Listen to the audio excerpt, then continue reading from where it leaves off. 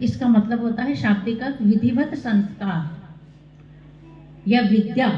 आपने अभी क्या ग्रहण की 25 मिनट तक?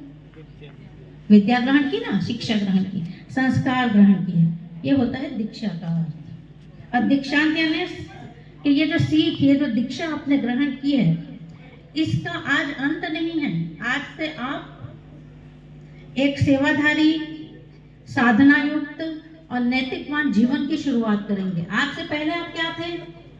एक साधारण मानव, एक साधारण मनुष्य।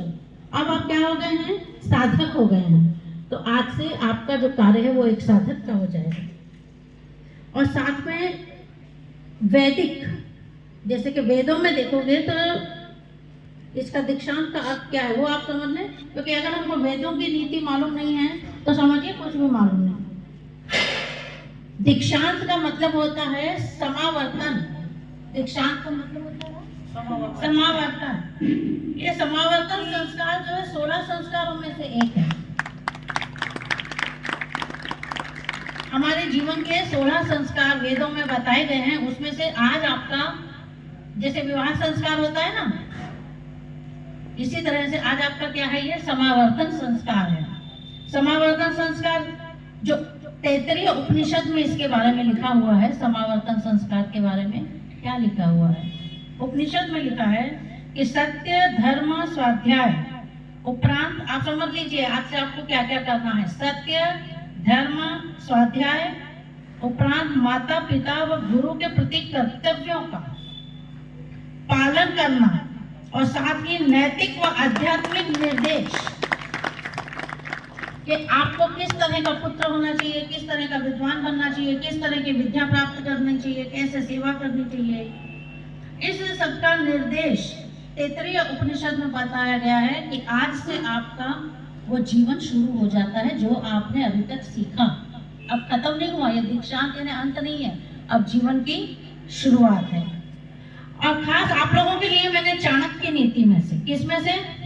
चाणक्य नीति किस किस को मालूम है? चाणक्य कौन थे? अरे कोई तो हाथ झूठ झूठ ही खड़ा कर दो, आप पूछेंगे थोड़ी।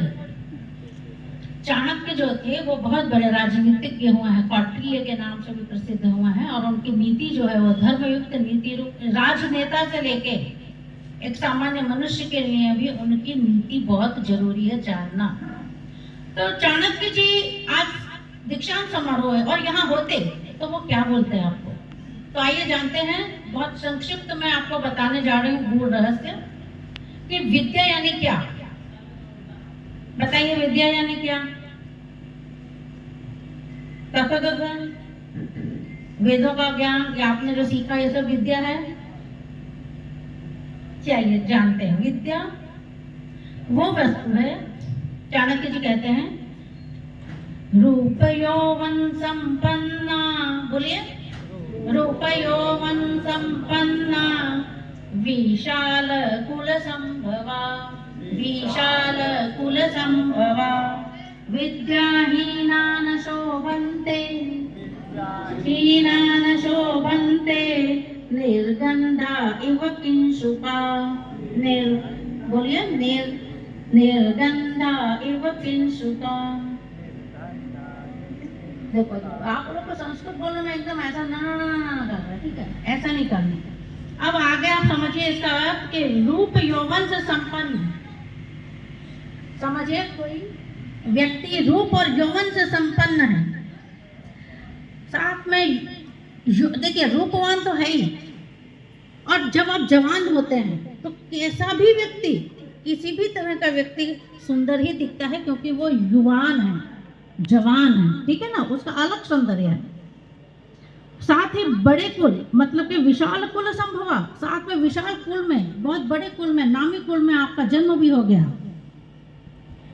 पर विद्याहीन न शोभन्ते, पर यदि हमारे पास विद्या नहीं है तो वो कैसा लगता है? निर्गंधा इव किंशुका। किंशुका नाम का एक फूल है जिसमें सुगंध नहीं होती, रूपवान होता है, पूर्ण रूप से खिला हुआ होता है, पर ना हम उसको छूते हैं, ना प्रभु को चढ़ता है, ना सूंघते हैं, ना माला बनती है, उसका कुछ काम ही नहीं होता है। यहाँ तक कि किसी की अर्थी पे भी उसको नहीं चढ़ाया जाता।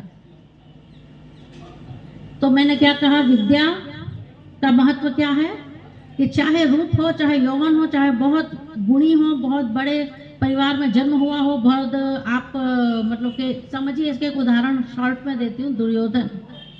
दुर्योधन रूप यौवन से संपन्न था। दुर्योधन बहुत बलिष्ठ था और दुर्योधन का कुल क्या था? कौरव। कितना बड़ा कुल। पर क्या आज हम अपने बेटे का नाम रखते हैं? क्या उसके नाम के ओम नमः शिवाय जैसी माला जपते हैं? दुर्योधन नमः शिवाय नहीं जपते हैं। तो इस तरह से विद्या का ये महत्व है कि हमारे पास विद्या और ज्ञान होना चाहिए। अब आगे कहते हैं चाणक्य कि विद्वान होना क्यों बोलते हैं, कि हम धनवान और रूपवान क्यों नहीं? चाणक्य जी ऐसा क्यों बोलते हैं कि आप विद्वान ही बनो? आज दीक्षांत समारोह के दिन चाणक्य जी बोलते हैं आप विद्वान बनो, क्योंकि स्वगृहे पूज्यन्ते मूर्ख, बोलिए, स्वगृहे पूज्यन्ते मूर्ख, स्वग्रामे पूज्यते प्रभु, स्वग्रामे पूज्यते प्रभु, स्वदेशे पूज्यते राजा, स्वदेशे पूज्यते राजा, विद्वान सर्वत्र पूज्यते, विद्वान सर्वत्र पूज्यते। समझ में आ गया होगा ये तो, कि अपने गृह में मूर्ख की पूजा होती है। अपने गृह में राजा बेटा, काना बेटा, जैसा भी है राजा है वो, है ना, मूर्ख है तो भी। और अपने गांव में प्रभु पूज्यते प्रभु, प्रभु का मतलब यहाँ है धनाढ्य या कोई सेठ या मुखिया, वो गांव में पूजा जाता है। और राजा कहाँ पूजा जाता है? अपने देश में। पर जो विद्वान है वो कहाँ पूजे जाते हैं? जहाँ बैठ जाए वहाँ उनकी पूजा होने लगती है। चाहे आप यहाँ रहें, आपको योग आता है, आपको प्राणायाम आता है, आपके पास ज्ञान है, आप अमेरिका में जाके क्लास लगा लो, गलत है? हाँ, आप रायपुर में जाके क्लास लगा लो, पेड़ के नीचे लगा लो, गांव में लगा लो, देश में लगा लो, विदेश में लगा लो, जहाँ लगा लो वहाँ आपका पूजन होगा, क्योंकि आपके पास क्या है? विद्या है। अब इसका एक उदाहरण है हमारे स्वामी महाराज जी, रामदेव जी महाराज। उनका हम नाम नहीं लेते, पर आज हम इसलिए ले रहे हैं कि आपको, अब उनकी पूजा हर जगह हो रही है, हो रही है कि नहीं हो रही है? क्यों? क्योंकि विद्वाना सर्वत्र पूज्यते। तो इस तरह से दीक्षांत में अगर आप आए हैं तो आपको कैसा बनना है? विद्वान बना। रूप हो, रंग हो, कुछ नहीं हो, धन नहीं हो, वैभव नहीं हो, कुल नहीं है, पर आपके पास क्या है? आप बोलिए, अपने ससुराल में जाते हो ना दामाद, बोलना मैं ज्ञानी हूँ भाई, मेरे पास कुछ नहीं है, पर क्या है? ज्ञान है मेरे पास। तो वहां भी आपके ससुराल में भी आपकी क्या होगी? सबके बीच में पूजा होगी। अब हम गुरु का ऋण क्या होता है वो समझते हैं। एकमेवाक्षरम यस्तु, बोलिए, एकमेवाक्षरम यस्तु गुरुः शिष्यं प्रबोधयेत्, गुरुः शिष्यं प्रबोधयेत्। पृथ्व्यां नास्ति तद् द्रव्यं, पृथिव्यां नास्ति तद् द्रव्यं, यद्दत्त्वा सो अऋणी भवेत्। बोलिए, यद्दत्त्वा सो अऋणी भवेत्। तो बहुत अच्छा इसमें अर्थ है। अगर आपने आज जान लिया दीक्षांत समारोह के दिन, तो आपका जीवन इससे तर सकता है। ये एक श्लोक को ना आप स्टेटस डालते हो ना अपने, तो इस स्टेटस को अपने दिमाग में और अपने दिल में लगा लेना, जो मैं अर्थ करने जा रही हूँ इसका। समझिए, एकम अपि अक्षरम, यानी एक अक्षर यदि कोई आपको सिखा दे, एक अक्षर जाने समझिए ओम। ओम में होते हैं 3 अक्षर, अ, उ, म। अ को नाभि से, उ को हृदय से और म को ओष्ठ से बोला जाता है, अ, उ, म। इसमें एक अक्षर भी कोई आपको सिखा दिया, समझो अ किसी ने सिखा दिया आपको, क्या सिखा दिया? अ ऐसे लिखते हैं और ऐसे उसको बोला जाता है, उच्चारण। वो किसने सिखाया आपको? किसने सिखाया? प्राइमरी वाली स्कूल की मैडम ने सिखाया होगा, क ख ग घ, है ना?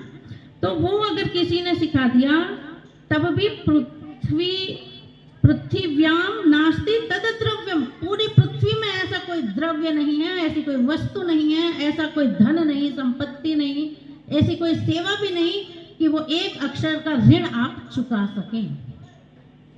क्यों? क्योंकि वो अक्षर के द्वारा आपने आज जो आप कमाई कर रहे हो उस पर, उस एक एक पाई पे वो सिखाने वाले का हक है। क्यों? क्योंकि उसके बदौलत आप बोल पा रहे हैं, उसकी बदौलत आप समझ पा रहे हैं, उसकी बदौलत आपने ज्ञान ग्रहण किया और उसकी बदौलत आपका विवाह हुआ, आपके बच्चे हुए, आपको नौकरी मिली, सब कुछ धन दौलत आज वो ज्ञान की बदौलत है। तो अब इस शब्द मंत्र को फिर से सुने। एक में